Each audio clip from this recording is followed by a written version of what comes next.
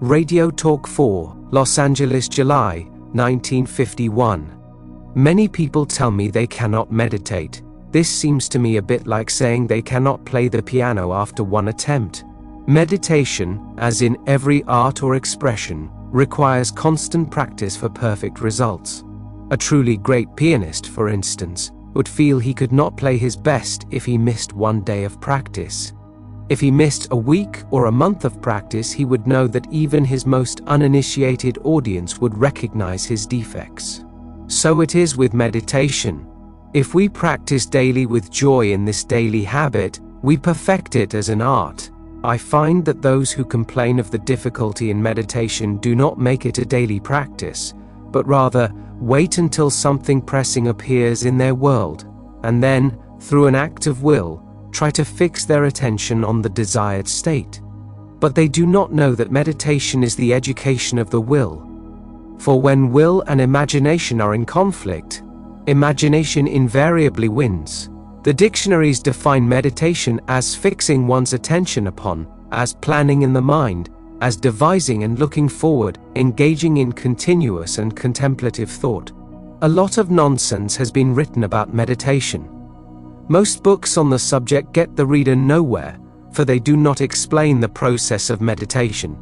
All that meditation amounts to is a controlled imagination and a well-sustained attention.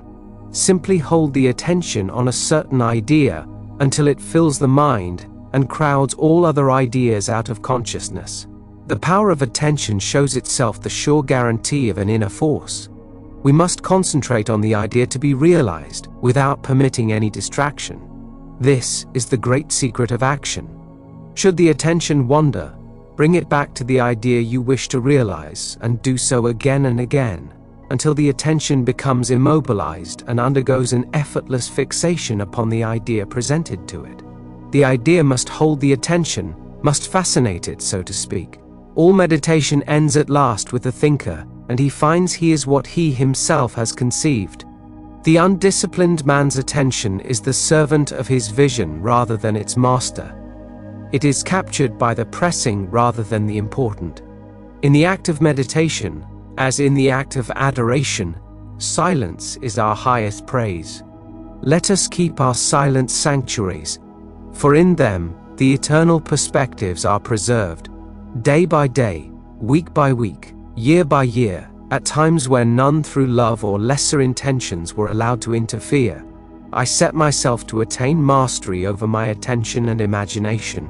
I sought out ways to make more securely my own, those magical lights that dawned and faded within me. I wished to evoke them at will and to be the master of my vision. I would strive to hold my attention on the activities of the day in unwavering concentration, so that, not for one moment, would the concentration slacken. This is an exercise, a training for higher adventures of the soul. It is no light labor. The plowman's labor, working in the fields, is easier by far. Empires do not send legions so swiftly to obstruct revolt, as all that is alive in us hurries along the nerve highways of the body to frustrate our meditative mood. The beautiful face of one we love glows before us to enchant us from our task. Old enmities and fears beleaguer us. If we are tempted down these vistas, we find after an hour of musing that we have been lured away. We have deserted our task and forgotten that fixity of attention we set out to achieve. What man is there who has complete control of his imagination and attention?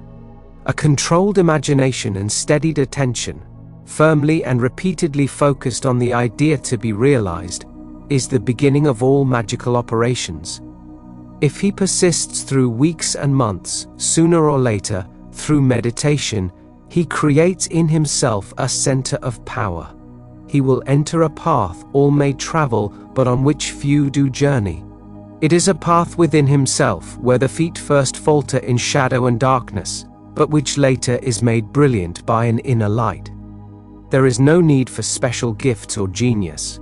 It is not bestowed on any individual, but won by persistence and practice of meditation. If he persists, the dark caverns of his brain will grow luminous, and he will set out day after day for the hour of meditation as if to keep an appointment with a lover. When it comes, he rises within himself as a diver, too long underwater, rises to breathe the air and see the light.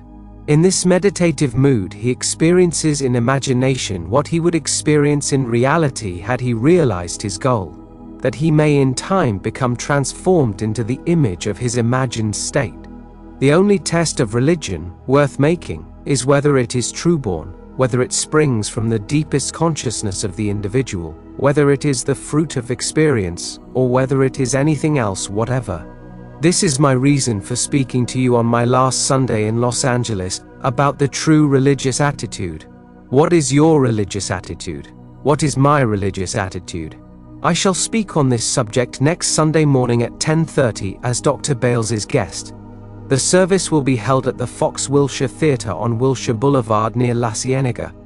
I shall endeavor to show you that the methods of mental and spiritual knowledge are entirely different. For we know a thing mentally by looking at it from the outside, by comparing it with other things, by analyzing and defining it, whereas we can know a thing spiritually only by becoming it. We must be the thing itself and not merely talk about it or look at it. We must be in love if we are to know what love is. We must be godlike if we are to know what God is. Meditation, like sleep, is an entrance into the subconscious. When you pray, enter into your closet, and when you have shut your door, pray to your Father which is in secret, and your Father which is in secret shall reward you openly. Meditation is an illusion of sleep, which diminishes the impression of the outer world, and renders the mind more receptive to suggestion from within.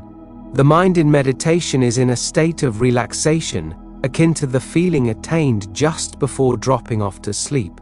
This state is beautifully described by the poet Keats in his Ode to a Nightingale. It is said that as the poet sat in the garden and listened to the nightingale, he fell into a state which he described as, "A drowsy numbness pains my senses as though of hemlock I had drunk."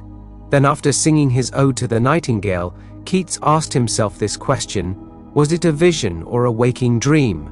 Fled is the music, do I wake or sleep?